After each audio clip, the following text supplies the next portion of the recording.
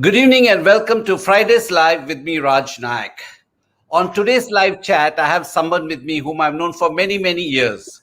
He's a leading expert on digital transformation, blockchain, future of work, and artificial intelligence. Besides all this, he has a very infectious smile and he's a very kind human being. My guest this evening is someone who is also known as the Tech Whisperer Jaspreet Bindra. Jaspreet, welcome to Friday's Live. Hi Raj, it's lovely to see you after so many years. And as I was just telling you, these days this is how we see each other electronically. Hopefully, we shall meet soon, face to face too. Great. So I have been using StreamYard in the past, and I don't know why they don't have auto when you talk where the camera changes like they have in Zoom. And if people at StreamYard are watching this, I hope you make that small little change, because of which I stopped using StreamYard, but then I like their service, so I'm using them again. And so today, this is the first time where I'm going to have two screens. So you are my first guest with two screens. Lovely. So Jaspreet, ना बोलो कुछ बोलने वाले थे बोलो बोलो बोलो It's a good thing because people don't only have to look at me then also see you. It will be quite a trial if they only have to look at me while I'm answering. No, but it is good because that gives me time. I can relax. I feel more relaxed that way. But this way, the focus is equally on me. But that's fine. Super. So Jaspreet, I mean, obviously. When you hear the word blockchain, Bitcoin, and digital transformation, Tech Whisperer, I mean, it's very fascinating, especially for somebody like me who's a tech dinosaur. It is very, very fascinating. So I'm going to talk about all that. And for my viewers who don't know, Jaspreet is also a gin collector. He's a gin collector. So we're going to talk about that as well today. But before that, Jaspreet, I want to just go back and ask you about yourself. I mean, your childhood, where did you grow up, a little bit about yourself, your parents. Lovely. Now that's great because usually people get straight into blockchain. Now this is an opportunity to talk about myself, which is one of my favorite topics. So stop me when. No, please talk. No. So Raj, I know we met each other probably. We used to work with each other as partners probably a dozen years back now, 10 to 12 years back. Right. And that time I was with Microsoft. I spent about 7 years there. But pre-Microsoft, so, what led to that and now this. So I grew up of all the places in Gujarat. Almost my entire first 20 years of my life was spent in Gujarat with brief forays in the middle to Delhi and to J&K, which was and continues to be the most beautiful state, I believe, in India. And Gujarat, because my father is now a retired IPS officer, and his cadre was Gujarat cadre. And so we kind of roamed around all the different places, and I grew up to be more a Gujju than a Punjabi, frankly. And there was a time when I could read, write, speak Gujarati fluently, which I could not do with Punjabi. Okay, but so that's when I grew up. You're a first Sardar who speaks Gujarati and doesn't speak Punjabi, or now do you? It's kind of changed, things have changed a bit, but I can still read Gujarati very well, but I can't read Punjabi. Confession. Okay, much to the dismay of all my near and extended relatives, family. I did my engineering there. My schooling was typical convent schooling, did my engineering. My mother was a teacher for a while. I have a sister, and there were the two of us. Post that, I went on to do my MBA in Delhi, actually in Indian Institute of Foreign Trade, many, many years back. I won't tell you the year because that will age me. Many years back. And after that, I started my corporate life, my corporate avatar in a sense, which was with the Tata Group as a part of something called the Tata Administrative Services, which is a specific. I know, because I started my career with Tatas. My first job was a Tata's job. So lovely, I didn't know that. Oh, fantastic! I spent 10 very good years there. Except in the middle, I ran away. I have this penchant of running away and coming back also sometimes. I ran Just away and sorry, now yeah, move a little to your right because yeah. yeah. Perfect. To become a part of what was called Bazi.com many years back. I was one of the part of the founding team. I was the chief operating officer, and that actually was when the internet had just come to India, and my love affair with the internet and in particular and the technology in general actually started that time. I came back to the group, and then after that was Microsoft for many years, where we met, uh, Yeah, where I was basically where we had a looking lot of fun. where we had a lot of fun. Yeah, I must confess that I was always in the fun part of Microsoft, not the boring part. So a lot of the internet part was a lot of fun, and then post that Xbox and a bunch of other things. So the fun parts of Microsoft. Then the Mahindra Group, where I was the group chief digital officer, and that set me on this journey of digital transformation. We're trying to convert old companies to new. I've always had a parallel life, Raj. While this has been the corporate life, the parallel life has been entrepreneurial, tech startups, speaking, teaching, and I did that quite a bit. Fast forward, last 3 years, I am on my own. I run a company which is a digital transformation advisory. I work with a bunch of clients. I have a thought leadership practice. I call it grandiosely a thought leadership practice where people, for some reason, pay me to speak, as well as writing. And I published my first book, The Tech Whisperer. I teach for Harvard Business School, for Indian School of Business here. But the common thing is digital transformation and all the technologies that you mentioned. And finally, last year, in the middle of the pandemic, I upped and moved to the UK, to Cambridge, because my sister started a PhD there in St. John's College, and a visa which kind of dropped on my lap then gave me that opportunity to be with her also and do some stuff. And so now I spend 3 months there, 3 months here, 3 months there, 3 months here, obviously, depending on what the virus allows. So here is Gurgaon. That's where I am right now. And in Great. another 10 days or so, I travel to my second home. Yeah, and your sister, I mean, only sibling, right? From what I gather. That's right. My only And sibling, sorry. no, you mentioned PhD, so I was wondering what she doing a PhD in. So Yeah. basically, most parts of the country, I am referred to as a Prerna's brother. And Prerna, my sister, is a conservationist and a fierce protector of wildlife and conservation. She is a five-time author. She was on the National Board of Wildlife. She was the youngest person ever to be that. And then St. John's College in Cambridge, which is one of the premier colleges, funded her for a PhD in conservation. Uh, and she'll probably be the oldest student there. Though if I go and do something there, which I intend to, I will then surpass us to be the oldest student. Yeah, but that's my sister. So my sister actually stays with me, and yeah, so she's good. She's doing a PhD. Okay, great. That's excellent. And like I said, I'm very fascinated by all these words because I don't understand the ABCD of it. But today I've got a friend who's a Gyani, and so I'm not going to lose this opportunity. So I'm going to ask you. So tell me, what is basically blockchain, and how did this all start? I mean, where did it begin? Let me ask you. Where did it all begin? Yeah. It all began curiously. It all began in the year 2008, Raj, and two things happened. Two big, massive things happened in 2008 in the world. One, which we all know, is that Lehman Brothers collapsed, and the world economic order was on the brink of collapse. The second Yeah. was that the U.S. had the first black president, which was Barack Obama. And curiously, people always remember the first; they don't remember the second. It shows as to how the moment you say 2008, people will say the world financial crisis, okay, rather than the good thing that happened.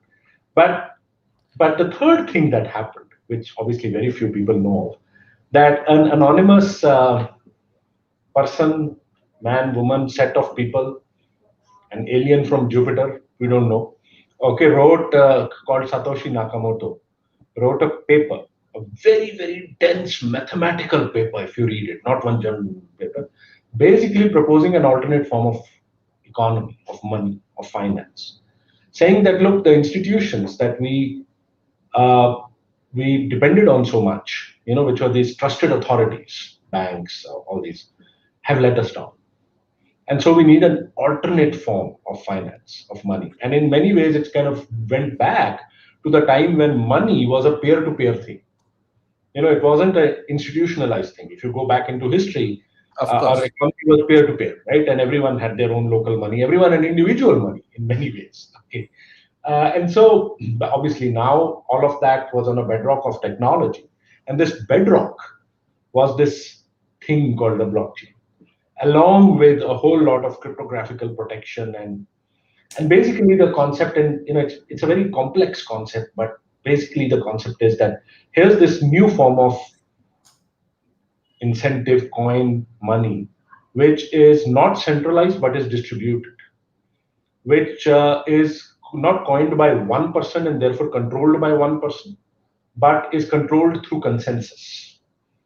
Okay, and has the properties of traceability, what is called provenance. And so, it was an experiment, and that's how the first blockchain created was the Bitcoin blockchain.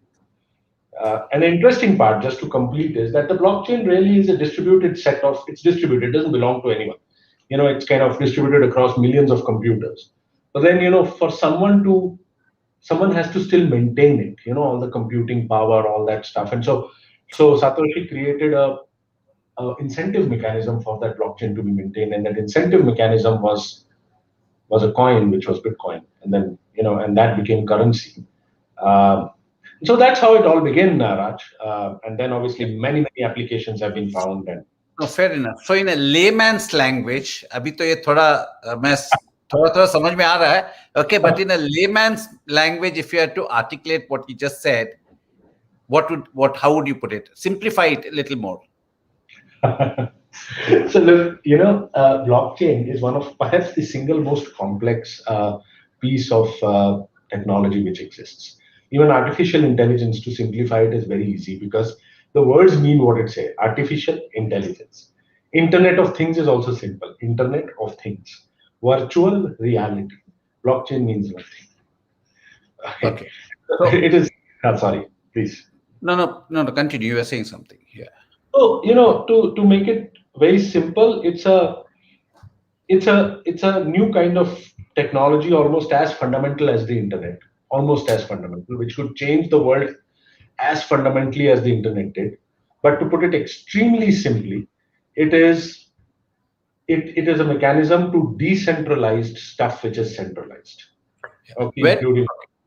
So I think I've got it, but so tell me, so Bitcoins, which you said was the currency, is that called cryptocurrency? Is that cryptocurrency? So so let me just tell you in a slightly different way. Yes, you know what a kitty party is. Do you know what a kitty party is? Yeah. Okay. Bunch of women get together, have fun, have drinks, whatever, coffee, who gossip. Okay. But the important part in the kitty party is they all bring some money. Yeah. So the 10 women, they'll bring 1,000 rupees each. They'll put it together and make it 10,000. That's called the kitty. Yeah. Right? That's why it's called a kitty party. Now, you're putting 10,000 rupees on the table, and then there's a lucky draw which happens or whatever. Someone takes the 10,000, wins the 10,000. That same person cannot enter again. They all put. Now, when they're putting that money on the table, Raj, who are they trusting for the money? All of them. Exactly. Consensus. Okay, there's no one trusted bank auntie.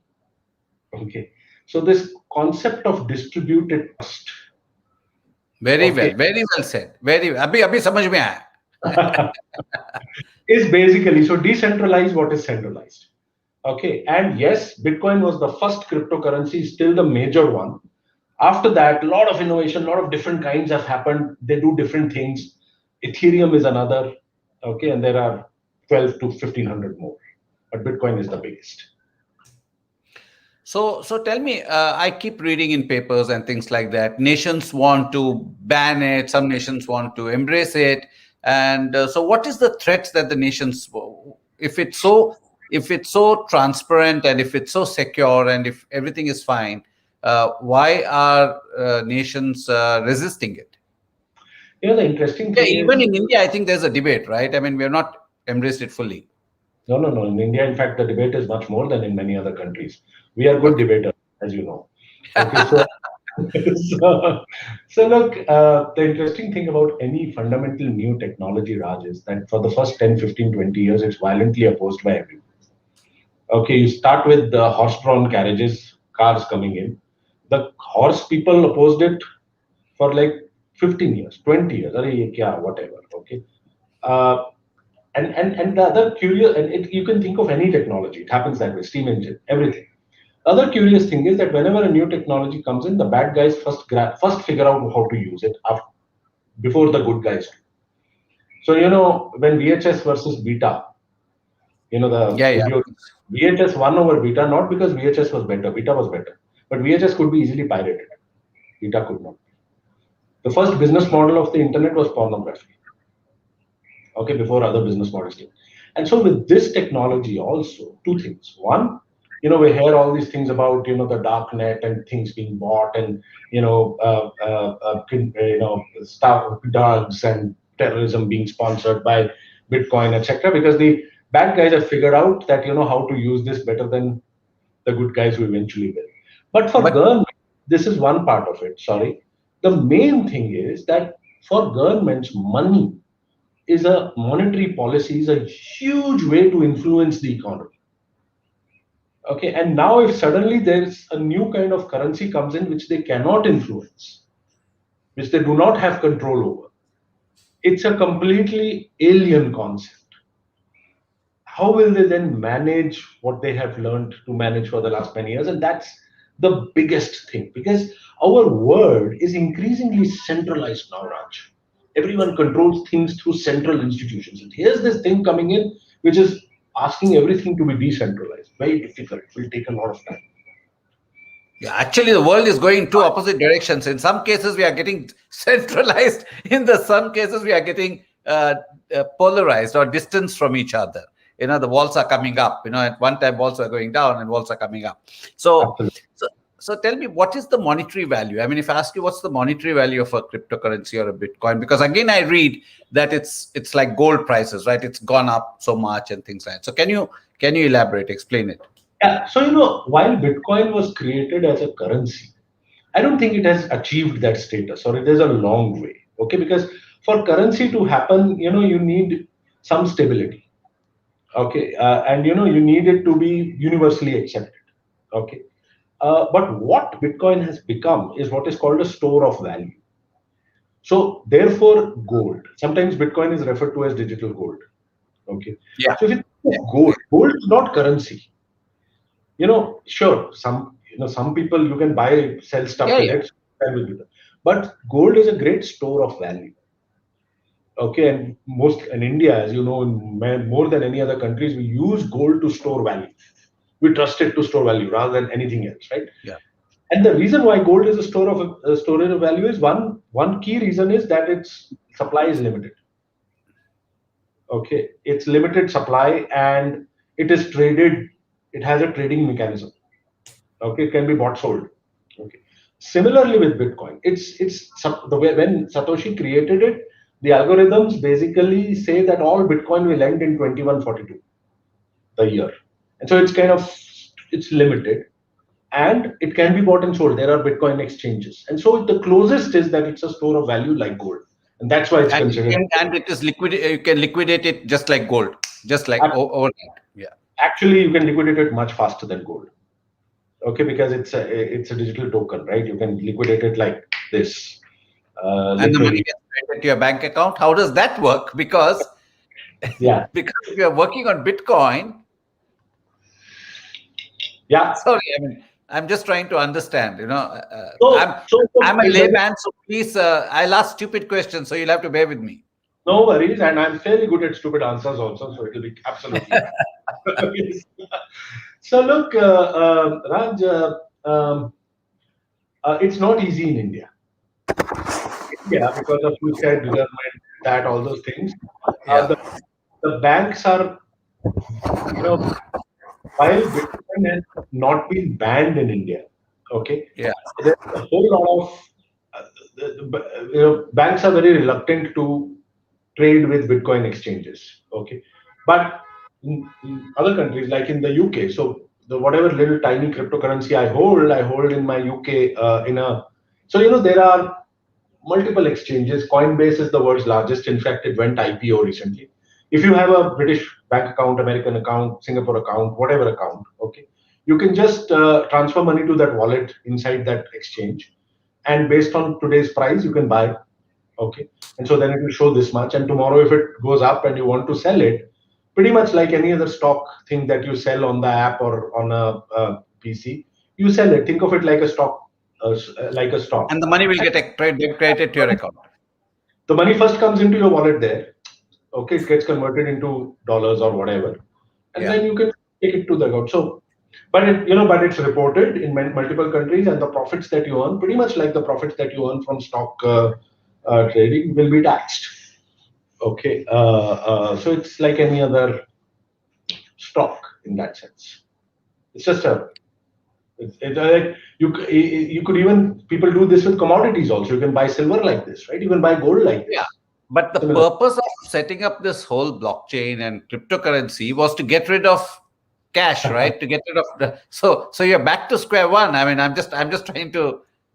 No. I understand, and that's why I said that it has not achieved its currency status. Okay, Okay. and for such a fundamental change to happen, if it happens, it'll take decades, right? It's not going to happen like, look, it's 2008. 2008 to 2021 is 13 years. 13 years is in Very long time. Yeah. economic history is not a huge amount of time, right? So so let's see what happens.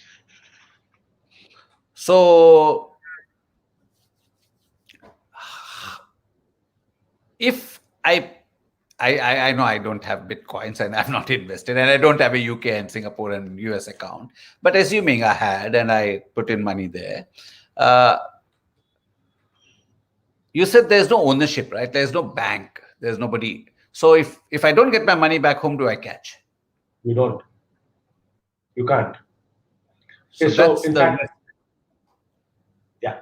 So look, uh, now you catch the exchanges. Okay, now the exchanges have become respectable, like Coinbase.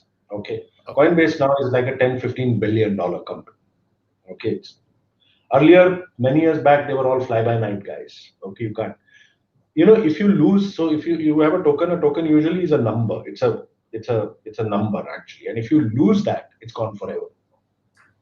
Okay, oh. yeah, it's gone. It's gone. So it's new. When money was invented, cowrie shells, okay, वो होता था उस time पे, या फिर टका. Okay, now if that shell, if you lost it. It's over. No, Okay. but here, I mean, since it's digital, there must be a way of saving it somewhere, right? Or stocking it somewhere. Definitely there is. Definitely. There are So where would special. you stock it? You'd stock it with the password, right? I would assume. You stock it with a password. You can even stock it in specially protected thumb drives so that it's not online.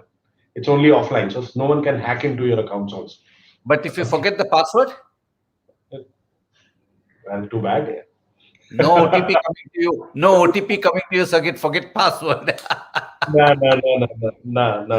But look, Bitcoin is just how do I say this? Blockchain, many people define as the technology behind Bitcoin. It's like defining the internet as the technology behind email. Okay, which it is. It is but the internet is so much more than that, right? We tend to get whatever by the glamour boy, which is Bitcoin. Pretty much like in Microsoft, everyone thought Xbox. Okay, there was so much more. Blockchain is many more things beyond just the Bitcoin or the crypto part. So what are the other uses? Because I did happen to watch your TED talk, and congratulations, it's crossed 1 million views, I'm told. Yes. So tell me, I mean, what are the other uses? I mean, one is transfer of money, but everybody says that blockchain is the future. It can be used in different areas. countries should embrace it. So what are forget the money transfer part. Yes. Again, even before I answer you, I must say that look, sure, blockchain is the future, but it is. Let me put it this way: it's not tomorrow; it's day after tomorrow. Okay, something like artificial intelligence, which frankly is what I spend 90% of my time in, though that video thing makes people think that it's blockchain. Okay, is is far more today, evening, and tomorrow. Okay, and it's a far more fundamental technology which will affect us as much as, if not more than, the wheel or the internet or the PC or or the internal combustion engine did all combined. Okay, so blockchain, frankly, the jury is still out there whether it will really be achieve the status of something like an artificial intelligence or Internet of Things, etc. Having said that, there are people who say that there are big forums, World Economic Forum, etc., which say that 10% of the world's GDP in 2030, 2035 will actually rest on blockchain-based systems, which is a huge lot of money. It's huge. What block? Yeah, it's massive. Okay. See, blockchains are good at, as I said, at decentralizing. Okay. So, for example, today we want to go buy a flat or buy land. Okay. Uh, what if 30 people wanted to buy the same land, fractional ownership? Uh, it's difficult to do today because of many, banks will not lend because each fraction to have a title. There are a lot of fraud issues. There are a lot of authentication issues. Blockchains help solve some of it in through technologies which I'm not going to go into detail of. I'm just telling you the use No, cases. understood. Yeah. Certificates, education certificates. If your child, you have a daughter, if she went to the US, imagine the runaround you did for transcripts, for everything. Now, if they were all located in a certain blockchain, everyone, it would be authentic, it would be unhackable. One of the things about blockchain is that it is super uh, secure. No one can hack into it just again because of the structure that is there.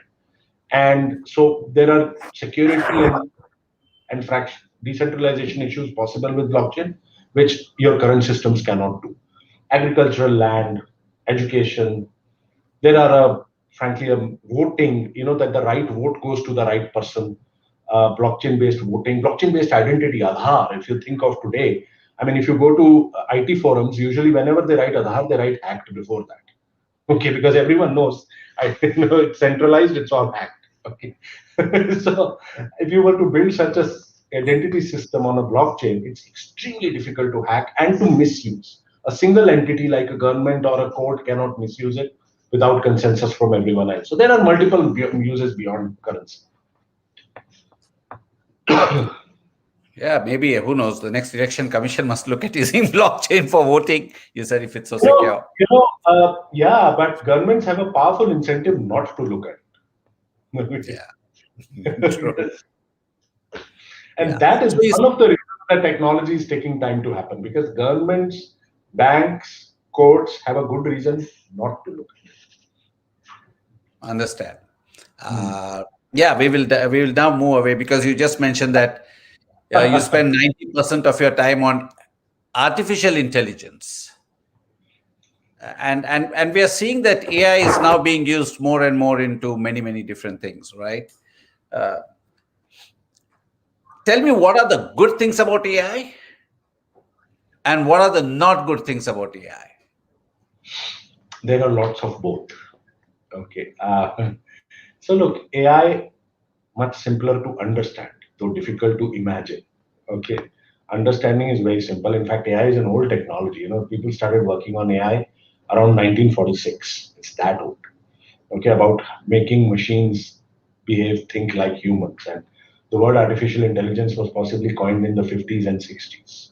Okay, when people, and it was defined, and there were conferences that started happening, and stuff started. But I think AI came into its own really in the last since 1997, 98, and the big aha moment for AI, though it wasn't really AI, was when our friend Gary Kasparov was defeated by a computer. Okay, and people said, "Oh, damn, machines have started, thinking like human beings." Uh, that wasn't AI. Chess, has whatever, even if it's a billion moves, it's a deterministic game. You know what moves are there, and a computer can very quickly do stuff which humans can't. Other things happened. This game show called Jeopardy, what was won by and comprehensively won by Watson, which is again IBM's. Then the game of Go, which they said no any machine be able to win in a game of Go, which is a Chinese Korean game, Japanese game, which has very intuitive, creative way to play, and a particular AI created by a company called DeepMind, which is now bought by Google, defeated the 19-time world champion. And in fact, that guy retired 2 years back saying, Abhi, I won't be able to defeat the machine. And so there was a debating championship. And so, AI has really ramped up in the last few years. Now, Because of machine learning, right? that's right. So primarily machine learning, and then so AI has many things. AI has computer vision. AI has something called natural language processing. AI has machine learning. AI has driverless cars is one kind of AI. Okay, but machine learning and more than that, what DeepMind brought in was something called deep learning, which is one level higher than machine learning. And deep learning is what this game of Go, etc., happened because of deep learning. Okay, basically they replicate the way human nerves function, literally. Okay, it's our neural networks, and it's called neural networks there also. They just completely replicate and self-learn. So you don't have to teach a game of Go. It just plays many times against itself, and every time and it keeps on learning, and becomes super at it. Okay, then AI Yeah, started that's creating because your mind is finite, right? And machine learning is infinite. in I many mean, in ways. a Yeah. layman's language, would that be correct to say? Yes, except that I think it is still not been conclusively proven that our minds are finite. It's possible that ours also are infinite. We just use a very small percentage of it. We haven't learned how to use all of it, while machines Okay, learn how to use all of it. Okay, but right uh, now, at least, yeah, yeah, yeah. Okay. that's so so it has had lots of, and in fact, just before I get into the goods and bads, so therefore, there's this concept which came in saying that look, when will AI overtake humans? Okay, and that point is called singularity. So when the Big Bang happened, when universe was born, the point before that was called singularity. Even in our Vedas, there is singularity. Okay, but the point, and then singularity actually has been defined as 2042, by the way. Okay, It's is been when the defined graph 2000 and 42, okay. 2042. It has recently been revised to 2039. Okay, Okay. is the time when the graph intersects. Okay, when machine intelligence becomes what is called artificial general intelligence. Today, most artificial intelligence is what is called artificial narrow intelligence. वो एक चीज कर सकते हैं. They can do one thing very well.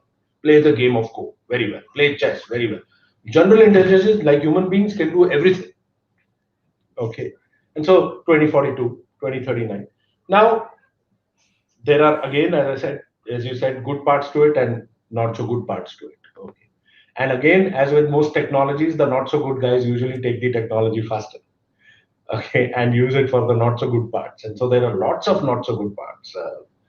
Surveillance, cameras being used to map, and racially, how do you kind of divide people? Profiling. Profiling. I mean, China is putting out something called a social score, like your credit score. So Yeah. social based on where you go, whom you meet, what you do, cameras will track, feed it into an AI system. Okay, and your social score will decide. You need to put your social score in dating sites. If your social score is high, then only a prospective person can contact you. And so just make human beings into this. So that's happening. That's bad. Weapons of war, AI war weapons. Okay, so weapons which are automatically drones Yeah. killing. This, I mean, when I think of AI, I mean, I'm looking at it from again as a layman and things like that. I don't know whether you've seen this movie, Hunger Games. Okay, but I've heard okay. of it. Yes. Yeah, I've heard Yeah. of it. But Yeah, like you won't need an army, right? I mean, because you could have robots going and fighting a war on the front line, absolutely. right? Absolutely. In fact, there are some horrifying videos of these things called swarms. So you don't even have one robot, right? You like a swarm of birds.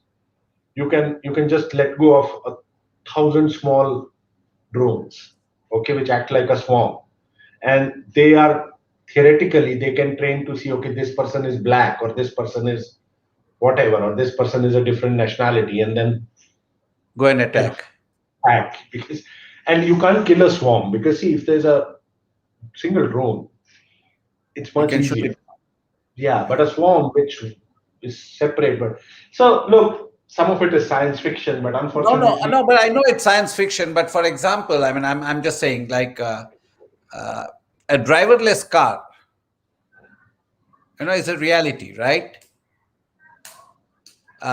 So the fact remains that there are so many people that's going to be out of jobs, for example.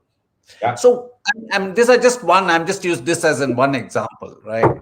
I mean, the other thing that scares me is you say you can hack into a computer, so you can hack into a car and a driverless car. You're sitting in the car, you can be kidnapped. Okay, I mean, I'm not trying to be a conspiracy person here, but I'm just trying to think of the. So what is the social? Because the social impact of this can be huge, because if people are going to lose jobs and things like, because everything is going to get automated and things like, has anybody thought about that? I know there is a lot of benefit in science and things like that.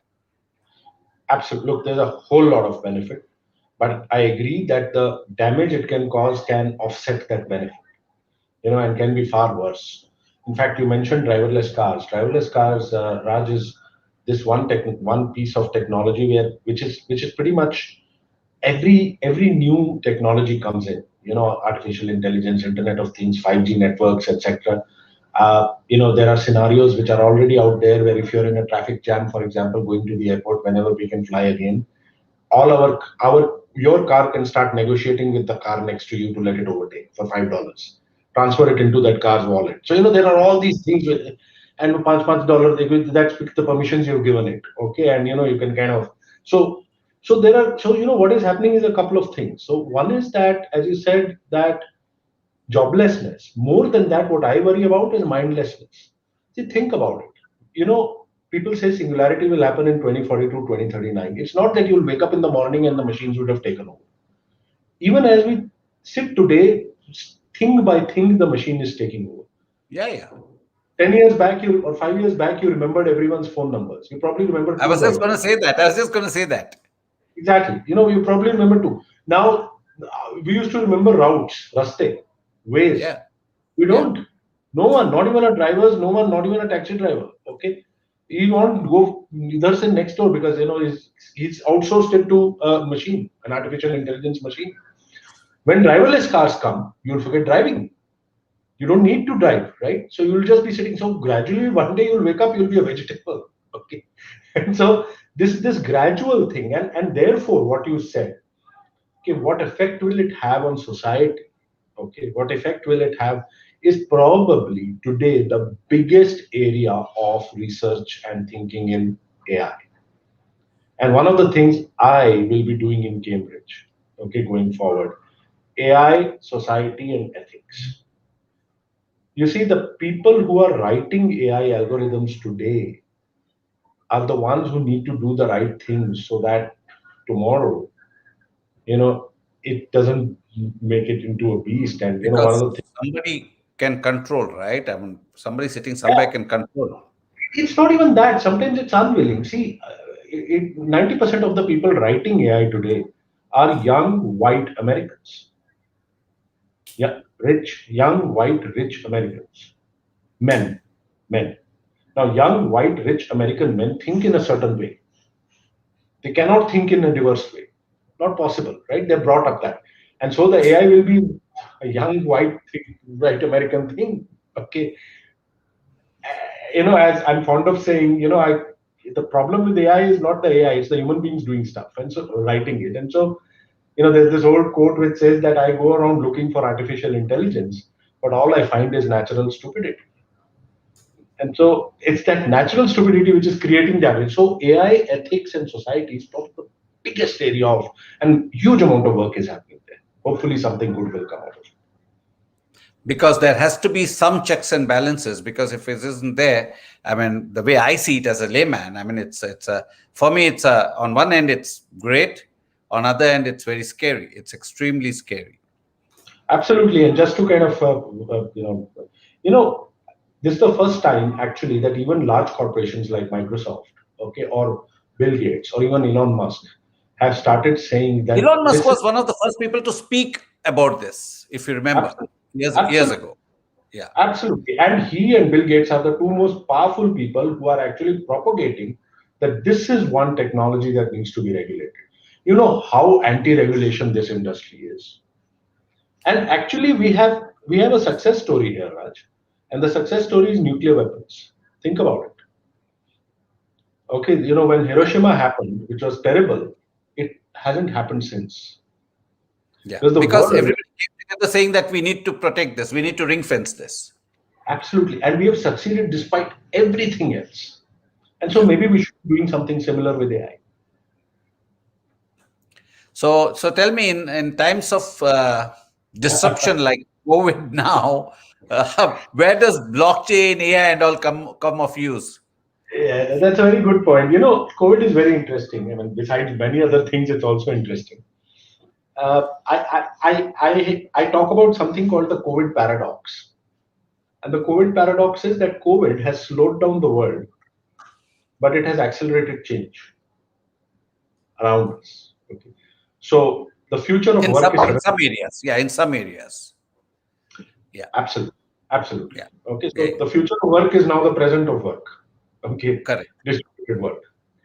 What it has done more than anything else, and I'll come to the blockchain AI part, what it has done more than anything else, in my opinion, Raj, is that it has become a very powerful decentralizing force. I keep on using this word decentralizing, as you would have seen from the beginning. Because you True. see, I love the philosophy of blockchain and technologies, not as much Yeah, the technology itself. yeah, It's huge. So, work from home is decentralized work. Education, tele-education is decentralized education. E-commerce is decentralized retail. online, yeah, true. Yeah, health has gotten decentralized. You don't need to, it's not only hospital centric. And because of this decentralization, business models have to change. And this is where all these new technologies are coming in to make this decentralization happen. Even as we exit COVID, look, COVID was not the disruptor. Think about it. The disruptor is not COVID. The disruptor is the lockdown. Okay, COVID did not disrupt anything. The lockdowns disrupted everything. And lockdowns can happen for many reasons, not only pandemics. Okay, and so more and more lockdowns will happen because the Yeah, world is because now getting, precedents have been set. Yeah, I mean, said, and the world is getting worse, right? I mean, there'll be the whole global warming related disasters which will happen and lockdowns might happen. And so this is the first one, and this is like a trailer. And so technology adoption has suddenly increased to say that, look, technology helped us cope with this. More stuff is going to happen. Let's get technology built in right now so that next time stuff happens, we are ready. And that's where all of these different digital technologies actually come in to make your business models as digital as possible. The digital companies survived. They thrived actually in this. yeah, yeah. I mean, They there are a lot thrived. of companies who actually prospered or grew Yeah. or And the multifold. single common thing in all of them, they were purely digital. Yeah. Look at me. I didn't know how to do this live chat on virtual. If somebody told me 2 years ago, Raj, I didn't know how to do a Skype. I still don't know how to do a Skype. So I've progressed, right? Yeah. So Yeah, it's all become a part of our life, unfortunately. yeah, And our life has changed forever. yeah. So tell me, what is future of work? So look, many people think that future of work equals work from home. So FOW equals WFH is the mathematical equation many people think. Okay, it's not true. Work from home is one part. So future of work basically is how employees and organizations will work together in a very different way than the way they're working right now. So number one, work will become work from anywhere, not work from home, work from anywhere. Could be office, could be home, could be coffee shop, could be Bahamas, And if whatever. you have if you have internet on the beach side, yeah. Second is that work and job will not be the same thing. We think work equals job. Not true. Okay. I work, but I don't have a job. Number three, Join the gang. absolutely. Number three, it'll move, work will move from one company, many employees, to one employee, many companies. So, Gig you know, yeah, Elon Musk works for 5 companies. Jack Dorsey works for 2. This thing, एक ही company, 1:1 relationship is going to go away. Fourth is going to be very, very interesting. Fifth is very interesting. Fourth is going to be that learning will need to be lifelong. It won't be कि MBA किया, engineering किया, खत्म. It's over. Now everyone pay me for the next 50 years. So Howard, for example, is looking at a 60-year MBA. You start at 20, finish at 80. Do 2 weeks every year because the world changes, right? And so lifelong learning will happen. And I'm learning. I'm still learning. Absolutely, and you must. If you don't, it's over. I mean, I formally pay and learn one new thing every year. Okay. Correct. The last, which is the most interesting for people like you and to an extent me, is I think this future of work is going to bring in what in fact these days I'm working a lot on, is what is called the creator economy, the passion economy. Okay, where individuality can be monetized. So, if the big guys earn a lot, there's no long tail in the web. The long tail doesn't earn anything. It's just a few big guys. But now things have started, especially because of COVID, it's gotten accelerated. And where, if you're a writer, earlier on you could only be a reporter. Now there are many platforms like Substack or Medium, etc., where people are actually earning money. People are earning money if they can speak well, they're earning money from podcasts. If they can photograph, there are photography places where you can earn money. If you, as an artist, as a creator. And that's the fifth thing. So these 5 things is what is the future of work. And COVID has accelerated a bunch of them. So the whole relationship changes between an organization and an individual.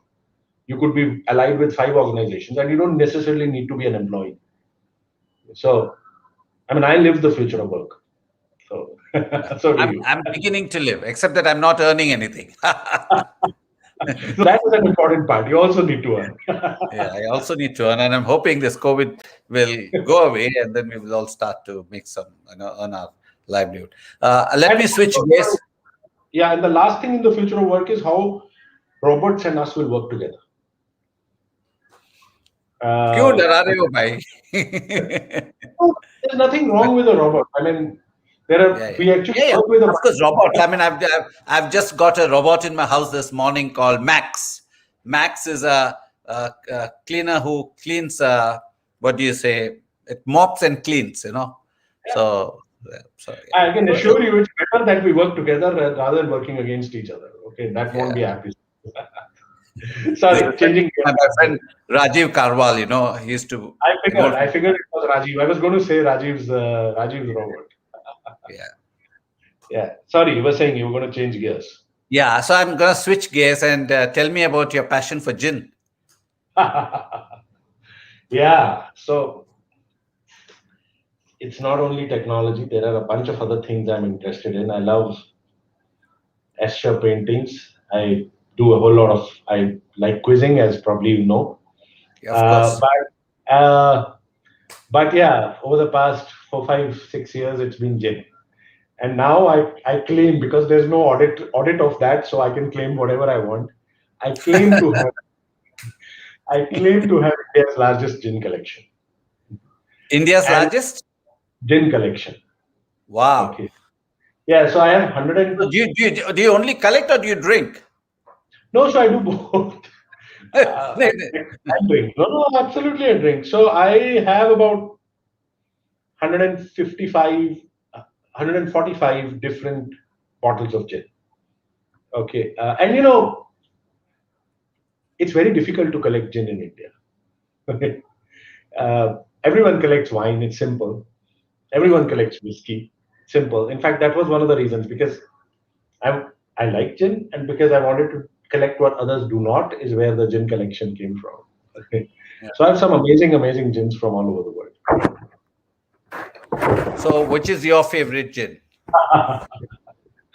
So look, gin, I like gin because gin is a very, each bottle of gin has character, unlike vodka, which I think is a characterless drink. Okay, whiskey has character, definitely. Okay, but gin has character because every gin is different because of the botanicals put into it. So, and every gin has different botanicals, different herbs or whatever you call it. Some very interesting gins that I have, which have very interesting herbs. The gins I like best actually are gins which come from Japan, and very few people know that there are some amazing, amazing Japanese gins. Oh, that's I didn't know that. I didn't know that. So the Japanese, when they figure out, when they want to go make something, go make Yeah, the look at best. malt whiskey, right? I mean, yeah. And actually, some of the malt whiskey guys who are using the time when production is not happening because the whiskeys are being aged or whatever. Okay, they started making gin, and there are some amazing gins, Japanese gins. There are a couple of very interesting gins I have. One which is from Cambridge, where I live, and that gin, called the Curator's Gin. There's only a few bottles made every year. That gin from the Cambridge Gin Lab, it's called.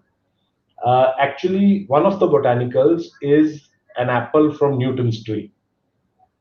Okay, so that tree where the apple dropped, which is in Yeah, Cambridge, happened in Cambridge, right? And so yeah. that tree is actually preserved. Okay, and it's in a botanical garden there. They took it and put it there, and they have an arrangement, and they take a few apples from there. There's a gin which I have called Ex Machina, which is actually an AI manufactured gin. So, so it was an Is that the algorithm. reason? Is it just a gimmick, or is it a really good gin? You know how it is with perfumes, with liquor. Half the thing is the liquid inside, the other half is the bottle and the marketing. And every gin that I have has a story like this. Every gin like this has a story, and that's why I love it. And I know the stories of all the gins that I that Have you that I. tried any of the Indian gins? Because of late in Goa, there are some very popular ones. Oh yeah, yeah, yeah. I mean, I am so happy. It's so weird because gin is so Indian, right? The whole gin and tonic thing. I mean, if you It's know that. British, very Yeah, British. because tonic. The Brits used to have quinine for malaria, but quinine is very bitter, and so they mixed it in soda water. It was and wo tonic ho gaya. You have tonic for strength, and that's And how now we India put bitters in it. bitters in it, and they realize that it tastes better with gin. So gin and tonic, gin is so, and that's why you have Bombay Sapphire, okay, and Jodhpur, and all those have these Indian connections, right? But India had no gins, which was weird, also because of our, I guess, market and policies. But now there are some great gins from it, good gins from India. I won't say great. Greater Than is a very good gin. Hapusa is a good gin. Uh, Stranger and Sons. I Yeah, have pretty much almost all of them. The Goa gins haven't yet come to Delhi, so I'm waiting for them to come. I can't yes. go to Goa, unfortunately. Yeah, yeah. Don't worry. When I come visiting you, I'll get you some nice Goan gin. Uh, Absolutely. it was such a pleasure speaking to you. But before you go, I want to ask you. I mean, vague as it may sound, will blockchain help the happiness or index of humans in the near future? All I have a reason for asking this. I'm also plugging my new company that I started, where it's all about happiness and things like that. So, but absolutely. Uh, of all the technologies which can make human beings live better together and therefore hopefully be happy, I think blockchain is right up there because of its philosophy. Unlike artificial intelligence, Internet of Things, etc., those technologies are they make the powerful more powerful. You know, on the other hand, blockchains, if it works, it the whole philosophy democratizes things. is democratize is absolutely the right word. And if it manages to democratize and decentralize and deinstitutionalize some of the things we have created and take us back in a sense to a much more purer peer-to-peer world, okay, it can definitely bring back some level of happiness. So yes. So, so Jaspreet, what does happiness mean to you? Well, the definition changes. Sometimes you think happiness is when you'll be able to uninstall Zoom and go out in the real world these days. Okay. But anyway, keeping that aside, I think happiness to me is being able to do what you want to do, both professionally and personally. If I may say so, I have taken a very major step in my life, and at least the professional part, I'm quite on my way there. I'm doing stuff that I want to do rather than what I have to do. And many of them, because I like variety. And in some of them, I make a little money also. Yeah. In my personal life, which is far more important, what you want to do, are you able to do? I think is much more difficult to achieve. But I think that's what my definition is. No, no, fantastic. And yesterday I think I saw an Instagram post or something where you had a little doggy sitting at the table, at the dining table. I mean, what was that? I mean, is he trained to sit and eat at the dining Oh, table? it's amazing. I mean, I was at a friend's house for dinner, and Ha. just very socially distanced, just three or four people totally. Okay, and I'm sitting on this table, and my sister is on my left, and this guy, my friend, is opposite her, just four of us. And this chair was vacant because his wife had gone to the kitchen or something. And he's a beagle, Yeah, I okay, saw it. Yeah, handsome beagle. Yeah. yeah, very handsome beagle, who just came and sat on the chair and just joined us with the four of us. Okay, and he sat there. Obviously, he wanted to be fed, like we were eating. No, but he Uh, was sitting like a proper human being. I mean, the way he was positioned and everything, and except it was for, totally non-trained. Huh? This is just oh, he sits, and I was opposite him, so I and there was a beer bottle, I noticed. There was a went, Kingfisher bottle there. exactly, and he He was more. wasn't happy with that, I noticed too. He was. I think he was looking for more solid non-vegetarian stuff than alcoholic stuff. And it was a kingfisher beer. He might be wanting a more. So it was not trained because we saw the picture. I showed it to my wife and daughter, and I said, "Hey, can we get our dogs to be trained like this? They can have dinner with us." Yeah, no. I mean, if it was gin, he might have been a bit happier. With the beer, he wasn't. So, yeah. Yeah. So that was good. That's an amazing picture. That's Jaspreet, a, on that note, thank you very much. Time just flew by. We've almost spoken for an hour. I don't feel it at all, but thank you so much. It was very enlightening, and I've learned so much now. Probably when I meet people, I can give them a little bit of gyan on blockchain and Bitcoin and cryptocurrency and all this. Kya bolte hain? Bade bade shabd. so if you want to know more, obviously now is my Raj. If you want to know more, then the Tech Whisperer, as the name suggests, is actually for demystifying or simplifying technology for people who think that they are technology dinosaurs. That's why it's called a Tech Whisperer, like the dog whisperer, the horse whisperer. Yeah. By the way, I started what I call an unpodcast last week. It's not a podcast; it's an unpodcast. It breaks all the rules of podcasts. It's also called Tech Whispers, and this is my plug. So it's on Spotify. Fantastic. No, I'm gonna listen to it. I'm gonna listen to it. Thank you. And so thank you very much, Jaspreet. And yeah, for our viewers, I mean, Tech Whisperer is available where? It's available in Amazon, right? I'm sure. On Everywhere.